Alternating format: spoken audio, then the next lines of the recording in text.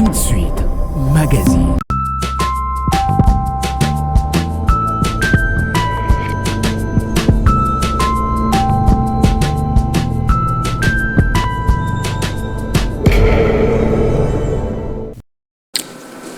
Bien, mes frères et sœurs, c'est avec joie et avec reconnaissance au Seigneur que nous vous retrouvons en ce jour dans le cadre de cette émission que dit la Bible. Une émission que vous avez déjà adoptée, une émission qui nous permet de vous parvenir à travers votre écran, votre téléphone, votre tablette, et émission pendant laquelle nous partageons certains thèmes qui sont repris dans les Saintes Écritures. Que dit la Bible sur l'expression « homme de Dieu » ? C'est là et c'est sur ça que nous nous attardons aujourd'hui. Vous le savez déjà dans Matthieu 23, au verset 5 déjà, le Seigneur, à partir du verset 5, le Seigneur a commencé à plutôt parler sur les titres que les gens ont voulu porter, des titres que des gens aiment porter et comment ils aiment bien paraître et être salués avec beaucoup d'honneur, beaucoup de dignité et beaucoup de respect. Et vous verrez qu'il dit au verset 5 du livre de Matthieu, au chapitre 23, « Ils font toutes leurs actions pour être vus des hommes. Ainsi, ils portent de larges phylactères et ils ont de longues franges à leurs vêtements. Ils aiment la première place dans le festin et les premiers sièges dans les synagogues. Ils aiment être salués dans les places publiques et être appelés par les hommes Rabbi, Rabbi. » Verset 8.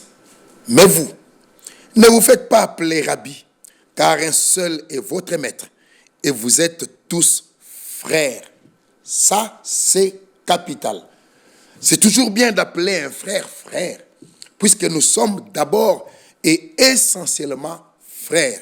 Laissez-moi revenir sur ce verset 8. « Mais vous, ne vous faites pas appeler Rabbi, car un seul est votre maître, et vous êtes tous frères. Et n'appelez personne sur la terre votre Père, car un seul est votre Père, celui qui est dans les cieux. » Il n'est pas question de la relation naturelle de filiation entre un homme et son fils. Non, c'est pas ça. Nous sommes dans les affaires du Seigneur, nous sommes dans l'œuvre du Seigneur, nous sommes dans les affaires du royaume. Et là, le Seigneur lui-même dit, « N'appelez personne sur la terre votre Père, car un seul est votre Père, celui qui est dans les cieux.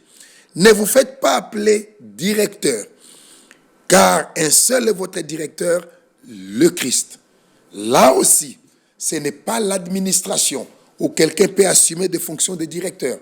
Nous sommes toujours dans les royaumes. Il est question du conducteur, du directeur, de celui qui dirige. Mais qui dirige tout? C'est le Seigneur qui dirige tout.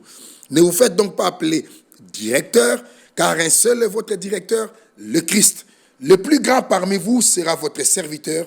Quiconque se lèvera sera abaissé, et quiconque s'abaissera sera élevé.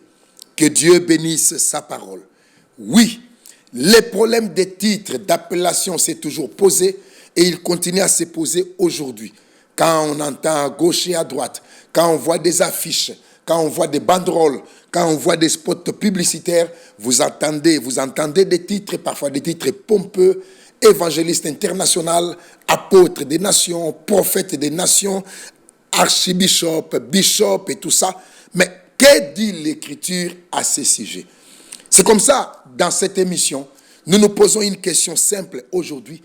Que dit la Bible sur l'expression « homme de Dieu » ? C'est une expression qui est devenue tellement courante qu'elle a même pris une connotation banale. C'est à se demander aujourd'hui, qui peut donc être appelé réellement homme de Dieu? Alors, revenons dans les Écritures, venez vous joindre avec moi, venez me rejoindre dans Deutéronome au chapitre 31. Le tout premier à être appelé homme de Dieu, c'était Moïse, dans la Bible. Deutéronome chapitre 33, excusez-moi. Deutéronome chapitre 33, verset 1er. Il est écrit là-bas, « Voici la bénédiction par laquelle Moïse, homme de Dieu, bénit les enfants d'Israël avant sa mort. Voici la bénédiction par laquelle Moïse, homme de Dieu, bénit les enfants d'Israël avant sa mort. Dans Psaume 90, le même Moïse est cité. Dans Psaume 90, au verset 1er, prière de Moïse, homme de Dieu. Seigneur, tu as été pour nous un refuge de génération en génération. Vous voyez avec moi, frère, le tout premier à être appelé homme de Dieu, c'était Moïse, dont l'appel, dont la vocation est connue, l'expérience est connue, le mandat est connu, et les Écritures montrent non seulement comment il a été appelé, mais cet homme de Moïse, Dieu nous décrit de quelle trempe il était, car il a été même dit de lui que Dieu parlait avec Moïse comme on parle avec un ami. Le deuxième dans les Écritures à être appelé homme de Dieu, c'est l'ange qui est venu voir les parents de Samson, Manoach et sa femme, pour leur annoncer la naissance de Samson. C'est dans Juge au chapitre 13. Laissez-moi retrouver ça. Juge chapitre 13. Alors l'Écriture dit ceci, verset 6 déjà, la femme, donc la maman de Samson, alla dire à son mari, un homme de Dieu est venu vers moi. Il avait l'aspect d'un ange de Dieu, un aspect redoutable. Je ne lui ai pas demandé d'où il était et il ne m'a pas fait connaître son nom. Un homme de Dieu est venu vers moi. Déjà, c'était un ange et nous le savons, mais cette femme l'a déjà identifié comme étant un homme de Dieu. Et au verset 8, Manoach fit cette prière à l'Éternel. Ah Seigneur, que l'homme de Dieu que tu y as envoyé vienne encore vers nous et qu'il nous enseigne ce que nous devons faire pour l'enfant qui naîtra. Dieu exauça la prière de Manoach et l'ange de Dieu vint encore vers la femme. C'était un ange de Dieu qui était venu voir cette femme et la femme est allée en parler à son mari et elle l'identifie comme étant l'homme de Dieu. Le troisième à être appelé homme de Dieu dans les Écritures, c'est l'homme qui est venu réprimander le sacrificateur Élie dans 1 Samuel au chapitre 2. 1 Samuel chapitre 2, l'Écriture dit ceci. 1 Samuel chapitre 2, venez me rejoindre au verset 27. Est-ce que c'est là? Oui, verset 27. Un homme de Dieu vint auprès d'Élie et lui dit, ainsi parle le Seigneur. Ne me suis-je pas révélé à la maison de ton père lorsqu'ils étaient en Égypte, dans la maison de Pharaon? Je l'ai choisi parmi toutes les tribus d'Israël pour être à mon service dans les sacerdoces. Ainsi de suite. Vous avez vu, un homme de Dieu vint auprès d'Élie, le sacrificateur Élie, et il lui dit, ainsi parle le Seigneur. Et vous le savez, je n'ai pas besoin de vous le répéter, bien-aimés frères et sœurs, le ainsi parle le Seigneur, le ainsi dit le Seigneur vient par un prophète. Ceci nous a déjà fait comprendre qu'il était question d'un prophète. Et il n'y a pas que lui. Samuel, dans 1 Samuel chapitre 9, pendant que nous sommes dans le même livre, 1 Samuel au chapitre 9, 1 Samuel chapitre 9, le verset 6 déjà, le serviteur lui dit, voici il y a dans cette ville un homme de Dieu, et c'est un homme considéré. Tout ce qu'il dit ne manque pas d'arriver. Alléluia. Laissez-moi m'arrêter un peu là. Voici, il y a dans cette ville un homme de Dieu et c'est un homme considéré. Et l'incise qui s'ajoute est beaucoup plus précis. Tout ce que cet homme dit ne manque pas d'arriver. De quoi il est question? Il est question de ce qu'il dit de la part du Seigneur. Il est question du ainsi dit le Seigneur. Et le ainsi dit le Seigneur, prononcé par un prophète, n'a jamais raté. Comme on dit chez les Quinois, ça ne rate pas. Si c'est ainsi dit le Seigneur, Dieu veille sur la parole sortie de sa bouche pour l'accomplir. Ainsi, cet homme de Samuel était porteur de la parole. Il était porteur de la parole et tout ce qu'il disait de la part du Seigneur, non seulement que cela engageait le Seigneur, et le Seigneur était le garant de la parole prononcée par son prophète. Le Seigneur a toujours été le garant de la parole prononcée par ses prophètes pour l'accomplir. Surtout qu'il parle de sa part et ils lui servent de porte-voix.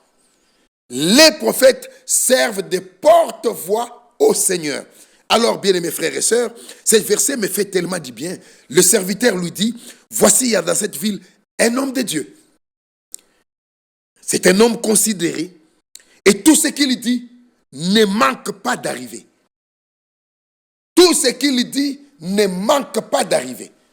Mais quand vous entendez un prophète surgir dans votre pays et qui vous dit, il y aura ceci et que ça n'arrive pas, il y aura tel autre événement et que ça n'arrive pas, c'est là que vous pouvez vous poser la question, est-ce qu'il avait parlé de la part du Seigneur ou est-ce qu'il est réellement un homme de Dieu? Voici, il y a dans cette ville un homme de Dieu et c'est un homme considéré et tout ce qu'il dit ne manque pas d'arriver. Un quatrième, c'était Samuel donc, et un cinquième, c'est celui qu'on a appelé l'homme de Dieu de Juda. On ne connaît même pas son nom. Dieu n'a pas trouvé nécessaire de préciser son nom dans la Bible. C'est dans un roi. Dans un roi au chapitre 13. Dans un roi au chapitre 13, l'Écriture dit ceci. Voici un homme de Dieu, au verset 1er. Voici un homme de Dieu arriva de Juda à Bethel par la parole du Seigneur, pendant que Jéroboam se tenait à l'autel pour brûler le parfum. Frères bien-aimés, voici un homme de Dieu arriva de Juda à Bethel. Il vint de Juda jusqu'à Bethel. Mais il est venu comment? Pas de sa propre initiative. Non. C'est des hommes qui savaient à quoi Dieu les a appelés. C'est des hommes qui ne partaient pas tant que Dieu ne les avait pas envoyés. C'est des hommes qui ne déclaraient rien tant que Dieu ne leur avait rien dit à déclarer. Frères bien-aimés, il vint de Juda à Bethel par la parole du Seigneur. Donc, tout ce qu'il déclarait, Dieu était engagé. Bien-aimés frères et sœurs, il n'y avait pas que lui. Il n'y avait pas que lui. Dans 1 roi au chapitre 17, nous voyons un autre que vous connaissez fort bien. Regardez. Verset 24. Et la femme dit à Élie, le prophète, je reconnais maintenant que tu es un homme de Dieu et que la parole du Seigneur dans ta bouche est la vérité. Alléluia. N'est pas homme de Dieu celui qui s'autoproclame homme de Dieu. N'est pas homme de Dieu nécessairement tous ceux qui déclarent qu'ils sont des hommes de Dieu. Il est question de celui auprès de qui on pouvait aller chercher la parole du Seigneur et la parole du Seigneur dans sa bouche était la vérité. C'est capital. Les deux choses sont capitales. Non seulement que Dieu pouvait dire que celui-là, c'est mon homme, Élie le Tishbite, c'est mon homme. Regardez l'autorité dont il était revêtu. Élie le Tishbite était revêtu d'une autorité. Je vous invite à venir au verset 1er. 1 roi 17. Élie le Tishbite, l'un des habitants de Galade, dit à Akab, le Seigneur est vivant, le Dieu d'Israël, dont je suis le serviteur. Alléluia. Il n'y aura ces années-ci ni rosée, ni pluie, sinon à ma parole. Oh là là, quelle audace! Quelle audace! Un homme mortel, un homme de la même nature que vous et moi, mais qui peut arriver jusqu'à déclarer qu'il n'y aura ces années-ci ni rosée, ni pluie, sinon à ma parole, moi Élie. Ce qu'il disait engageait Dieu. Et le Seigneur Dieu était le garant de la parole sortie de la bouche de son homme à lui. Élie le Tishbite, Élie le prophète. Alors la veuve de Sarepta est arrivée à cette belle conclusion au chapitre 17 où nous sommes toujours au verset 24 que nous venions de lire. Et la femme dit à Élie, je reconnais maintenant que tu es un homme de Dieu et que la parole du Seigneur dans ta bouche est la vérité. Un autre, c'est Élisée. Élisée dans 2 Rois, au chapitre 4. Vous verrez déjà au verset 7. La femme alla le rapporter à l'homme de Dieu et il dit, va vendre l'huile et paye ta dette et tu vivras toi et tes fils de ce qui restera. La femme alla la rapporter à l'homme de Dieu. Élisée donc. Au verset 9, elle dit à son mari, voici je sais que cet homme qui passe toujours chez nous est un saint homme de Dieu. Voici je sais que cet homme qui passe toujours chez nous est un saint homme de Dieu. Élisée, le prophète, a été qualifié par cette femme de saint homme de Dieu, car c'était réellement un saint homme de Dieu. Un autre, je le trouve dans 1 Roi au chapitre 20, c'est l'homme qui a dit à Akab qu'Israël pouvait vaincre les Amoréens. 1 Roi chapitre 20. 1 Roi chapitre 20.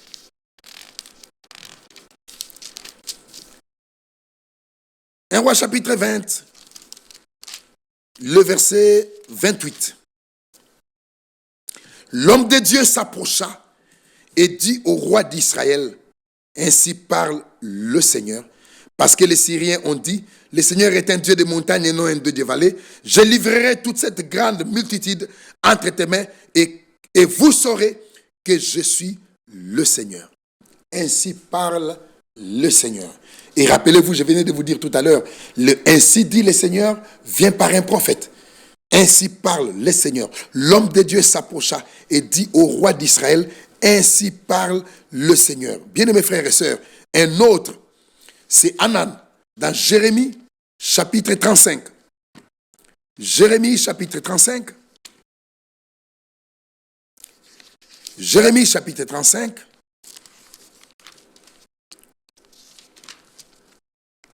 Je suis au verset 4. Est-ce que c'est là? Et je le conduisis à la maison de l'Éternel dans la chambre des fils de Hanan, fils de Jigdalia, homme de Dieu, près de la chambre des chefs au-dessus de la chambre de Masséja, fils de Shaloum, garde du seuil. Bien mes frères, on pourrait même citer David dans 2 Chroniques, chapitre 8. 2 Chroniques, chapitre 8. 2 Chroniques, chapitre 8. Nous sommes au verset 14. 2 Chroniques, chapitre 8, verset 14. Il établit dans leurs fonctions telles que les avait réglées. Il établit dans leurs fonctions telles que les avait réglées David son père. Les classes des sacrificateurs selon leur office, les lévites selon leurs charges, consistant à célébrer le Seigneur et à faire jour par jour le service en présence des sacrificateurs. Et les portiers distribuaient à chaque porte d'après leur classe, car ainsi l'avait ordonné David, homme de Dieu. Oui, le même est repris dans Néhémie. Néhémie chapitre 12. Néhémie chapitre 12. Permettez que je retrouve ça dans ma Bible. Néhémie chapitre 12. Il est toujours question de David. Néhémie chapitre 12 au verset 24.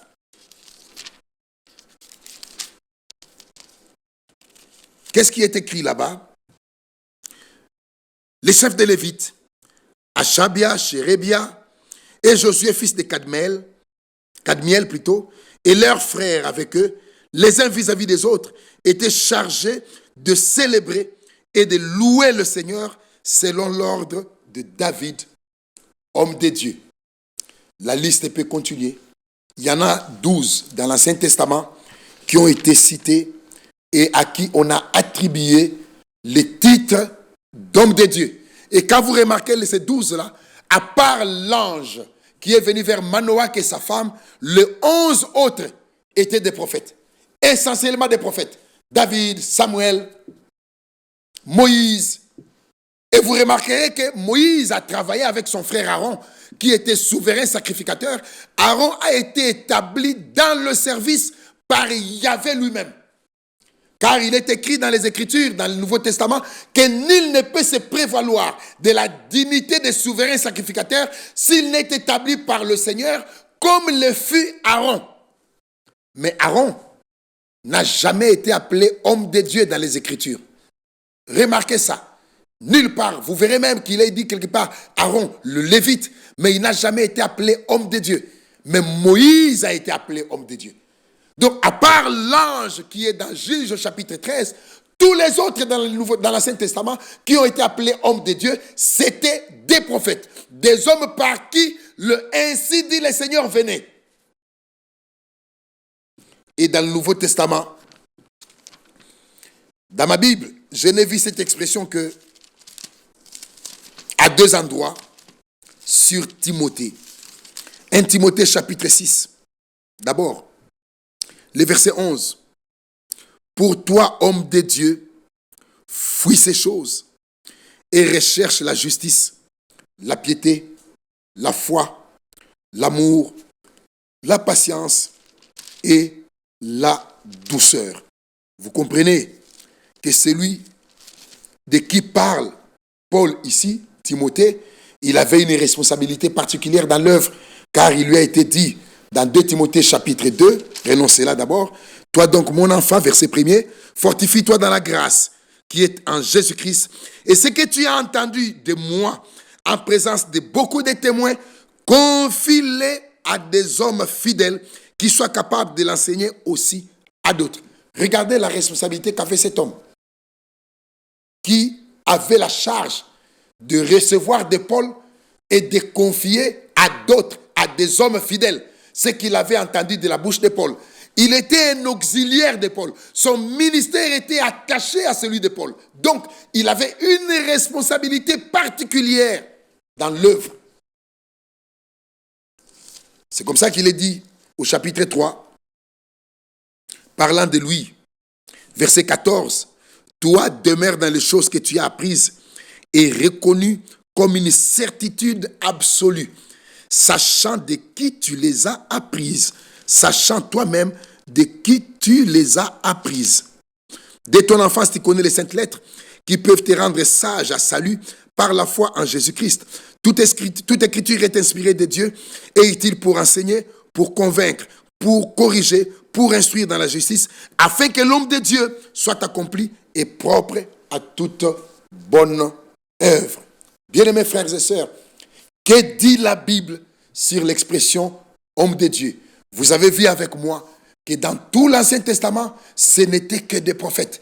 Dans le Nouveau Testament, l'expression n'a été utilisée que sur Timothée, qui avait une responsabilité particulière, lui dont le ministère était collé à celui de Paul, et à qui Paul pouvait charger même d'établir des anciens.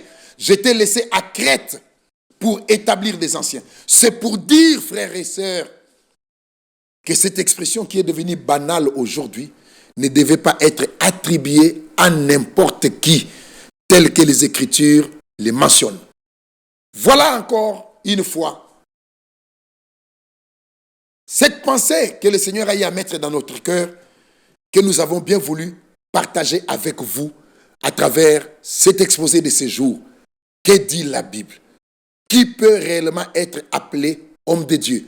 Au vu de la description des Écritures, c'est une appellation qui ne peut pas être généralisée. Ce n'est pas n'importe quel prédicateur qui peut être appelé homme de Dieu. Non, non et non.